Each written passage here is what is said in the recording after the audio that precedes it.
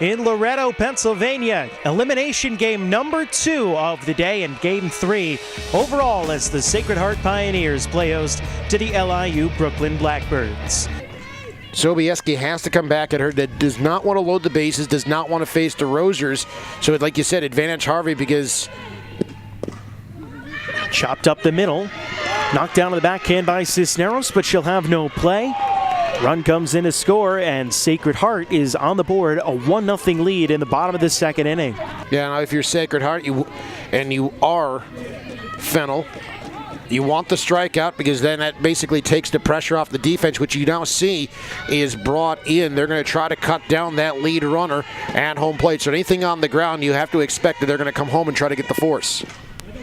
0-2 pitch, chopped to the left side of the infield, tough play, and Christian can't make it. Everybody's going to be safe. Outfield playing for Castillo to hit it to the opposite field. Ton of room down the right field line. The pitch and on the ground towards first. And everyone's going to be safe as Bavino picked it up, faked to throw home, and then had nowhere to go at first. She tried to get a tag on Castillo. Rocks and fires.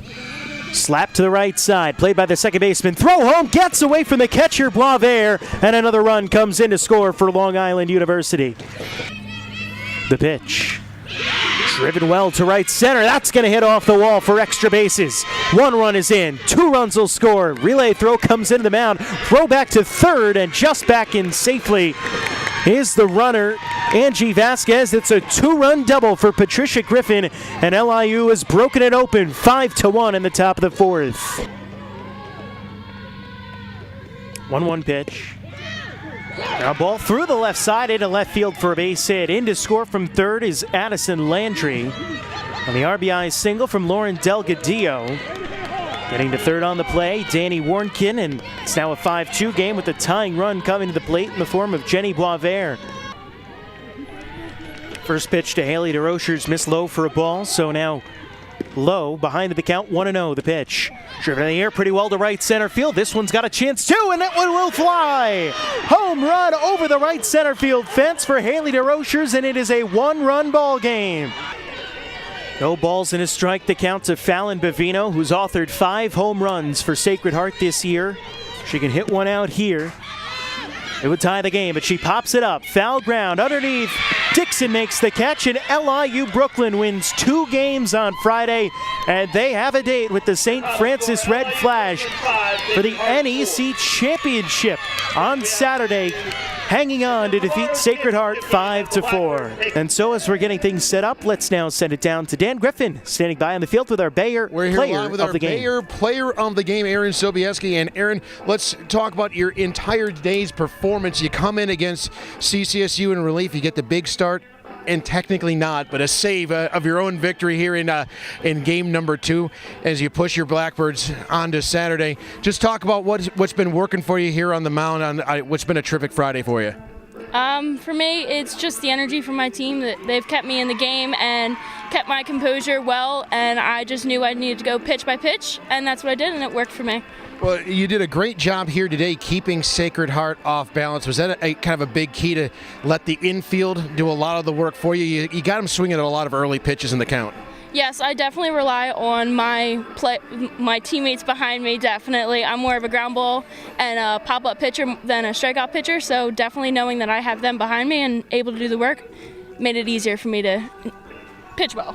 Well, we saw you come in relief. We saw you get the start and then come in relief again. Does the mindset change when you come into the game at all? Or does the routine change at all? Or is it just business as usual as soon as you get into the circle?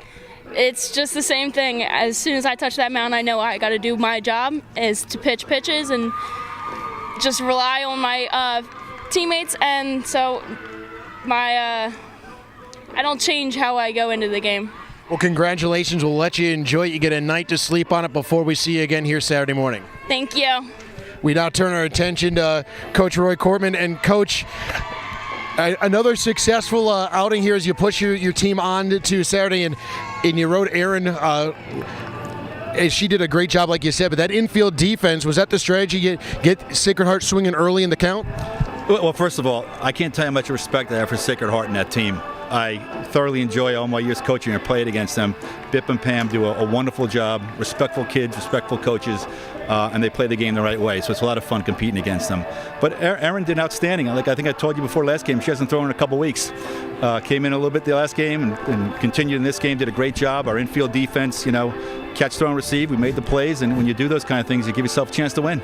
Well, we've seen you guys score a number of runs in a number of different ways. We've talked all weekend long about the offensive balance against Central Connecticut. It was the big 3-run homer.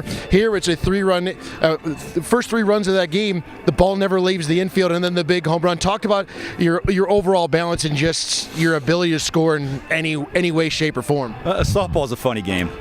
Baseball, you don't see too many 2-foot rollers scoring a run or two. In softball, you see that quite a bit. But with that kind of pitching that Sacred Heart has, our objective was not to strike out. Get the ball in play, and let's see what happens. And fortunately, on a couple little dinkers there, it worked out for us. Well, you get another shot tomorrow morning against St. Francis, and you saw him yesterday. Talk to us a little bit about what the game plan is as you kind of sleep overnight looking at the red flash. Well, we'll kind of figure that out overnight. They did a really nice job against us yesterday. We had a couple more opportunities to score. We didn't get it done. They're a good softball team. They're tough to beat, but we're looking forward to getting out here tomorrow. All right, well, we'll let you enjoy this one tonight, and we'll see you early tomorrow morning. Thank you, I appreciate it.